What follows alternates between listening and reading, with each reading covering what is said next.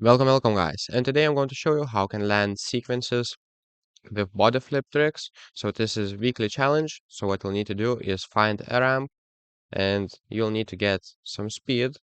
And when you build the speed, just hold on L2, do some tricks, and after that do a backflip. So it should look like this, and you need to land it. So basically time it perfectly.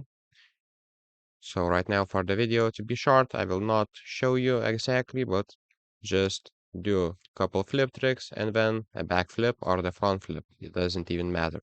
So find the ramp. So this will be better if you go to this skate park and you will find some pretty cool and high ramps where you get air, time, and that's pretty much it, guys. So if this video was helpful, please make sure to subscribe to Guide to Everything, comment down below for the algorithm, and see you in the next one.